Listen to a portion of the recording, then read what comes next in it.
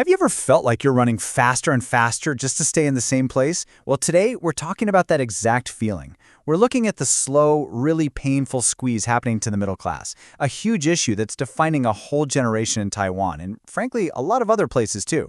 We're going to break down this big, messy picture by zooming in on one family story. It's a story that's both a warning and, honestly, a sign of our times. Let's dive in. It's the question that keeps a lot of us up at night, right? We do everything we're supposed to. We work hard, we follow the rules, but that feeling of real security, it just seems to get further and further away. And that anxiety, it's not just in your head. It's a symptom of a massive shift happening under our feet, where more and more middle-class families are finding out the ground isn't so solid anymore. They're at risk of slipping into the lower class. Okay, so to really get what's going on, there are two big ideas we need to talk about: the M-shaped and the L-shaped society. Now, don't worry about the fancy terms. These are just labels for reality that millions of people are living through every single day. So, what's the difference? Let's break it down. On the left, you've got the M-shaped society. Just picture the letter M. See how the middle part dips way down? That dip, that's the middle class disappearing. All the wealth gets pushed up into the two peaks. A tiny group of super rich people and a huge group of the working poor.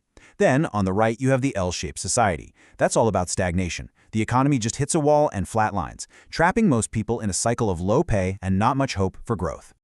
And this really shows you, Taiwan is not alone in this. Not at all. It's right there with the USA, Japan, and South Korea. All of them are classic M-shaped societies, where that middle ground is just getting hollowed out. But you know what's really concerning? Seeing Japan on both lists. That's a pretty scary warning sign. First, your middle class vanishes, then your whole economy could just grind to a halt. But what do all these letters and charts actually feel like for a real family? To get that, we need to move away from the big picture stats and into a deeply personal story. This is the story of a former colleague of the source's author, a man who, not too long ago, was the absolute picture of middle-class success. Just look at this journey. About 25 years back, he was a high-level manager at a big tech company. He had totally made it. But he decided to leave for ethical reasons, and, he got caught up in that entrepreneurial spirit and started his own company. He moved to mainland China, and for a while it worked. But then a dishonest employee basically drained the company dry. He came back to Taiwan, over 50 years old, with absolutely nothing but a mountain of debt. It's just a brutal reminder of how fast that middle-class dream can completely fall apart. And his whole experience really just boils down to this one harsh truth. After you turn 50, nobody looks at your resume. I mean, just let that sink in. A lifetime of skills and experience just erased by a number. He only managed to get his current job because a friend helped him out, a lifeline in a system that had basically thrown him away. So even with a decent job, the debt from his business was so crushing that they became what's known as the Moonlight Clan. Every single dollar that came in the door was already promised to someone else. There was no cushion, no savings, zero security. Just this constant grinding stress of living right on the edge, month after month. And this is the new, terrifying reality for so many families who used to be solidly middle class. But the family had one last hope, and it rested on the next generation. Their son was brilliant, and he had a dream: become a doctor. And let's be real, this wasn't just about a career choice. For them, it was the only way they could see to climb back to some kind of stability. But the price of that dream, it was going to be way heavier than any of them could have possibly imagined. His first attempt was just agonizingly close. He passed the first stage but missed the cut on the second one by a hair. He was so close, So close that the idea of giving up just felt impossible.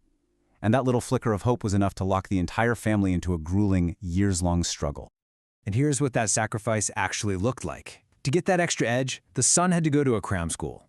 But here's the catch: you can't get a loan for that. So his mother, who was already stretched to her limit, had to start taking on any odd job she could find, cleaning, anything, just to scrape together the fees. The whole family was basically digging themselves into an even deeper financial hole, all in a gamble for their son's future. The next 2 years were just pure frustration. See, her son was a math genius, but for 2 years in a row, the math exams were super simple. It was like this cruel twist of fate. His biggest strength was completely useless, and he failed. Then he failed again. And every failure meant another year of cram school, another year of his mom working those odd jobs, another year of the family just sinking deeper. Finally, on the fourth try, the stars aligned. The math exam was really hard, which let his incredible skills finally shine through.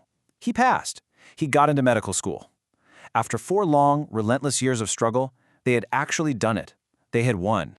But was it really a victory? I mean, you could see the cost. The source says his parents looked visibly older, just completely worn down by 4 years of constant anxiety and backbreaking sacrifice. They had bought their son a future for sure, but they paid for it with their own present. This family's story really pulls back the curtain on a bigger, much more painful truth. As the source puts it so powerfully, the very people who form the foundation of our society are often the ones who are eternally exploited and forgotten. And it forces you to ask a really tough question. Is this just a story about one family's bad luck, or is it a story about a system that's fundamentally broken? So yeah, we have to ask, why on earth did it take a brilliant student 4 tries to get in? Was it really just bad luck, year after year? Or is there something wrong with the system itself, especially for families who are already hanging on by a thread?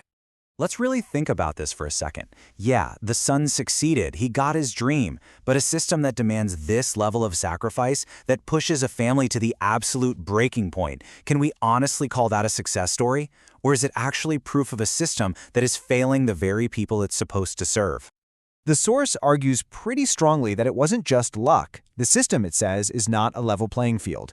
Think about it. A huge number of spots in the top programs, like medical school, are already set aside. You've got quotas for overseas students, you've got all these different kinds of guaranteed admission spots, and then you have places reserved for students with so-called special identities. Every single one of those quotas means fewer and fewer seats are left for a regular, hard-working student, no matter how talented they are. Now, this is a really sharp critique from the source. It's suggesting that while some of these quotas are meant to help disadvantaged students, they might have a really damaging side effect. They end up masking the much deeper problem of class inequality. It's like putting a small Band-Aid on a massive wound, and in doing so, it leaves this other struggling group with no help and no voice. And this is the absolute crucial point. Who gets left behind in all of this? It's the kids from families just like the one in our story. They're stuck right in the middle. They can't get a low-income certificate, so they don't qualify for any of the aid programs, but they are absolutely not wealthy enough to buy their way in. They're the forgotten ones, the invisible ones, left to fight over a shrinking number of spots in a system that doesn't even seem to see that they're struggling. Ultimately, this family's story is a massive warning sign. When the only way up is a 4-year ordeal that completely shatters a family's finances and their spirit, what does that say about the promise of a better future? When the system forgets the people stuck struggling in the middle, what's left to hold our society together?